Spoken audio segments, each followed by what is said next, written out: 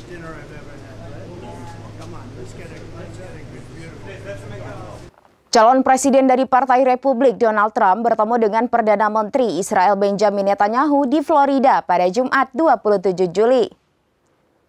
Dalam pertemuan itu, Donald Trump bahkan mengungkit resiko Perang Dunia Ketiga yang membayangi.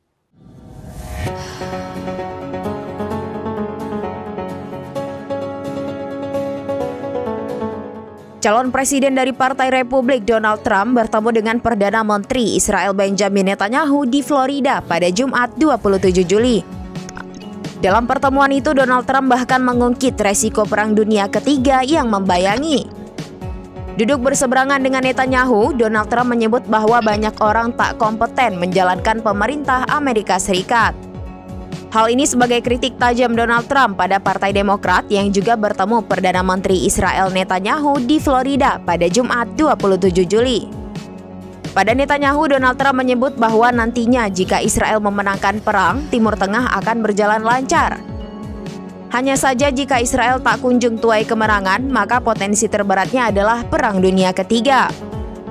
Pertemuan ini merupakan puncak dari pekan kunjungan Netanyahu ke Amerika Serikat. Dalam kunjungan tersebut, Netanyahu juga berpidato di hadapan Kongres Amerika Serikat dan mengadakan pembicaraan dengan Presiden Joe Biden dan Kamala Harris.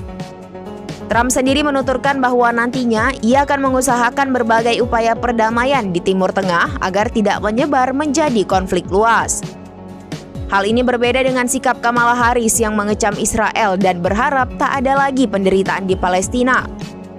Donald Trump sampai menyebut Kamala Harris antek Hamas lewat statementnya itu.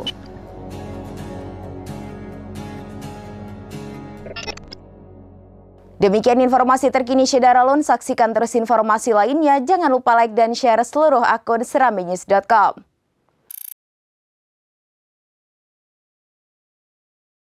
Download Tribun X sekarang.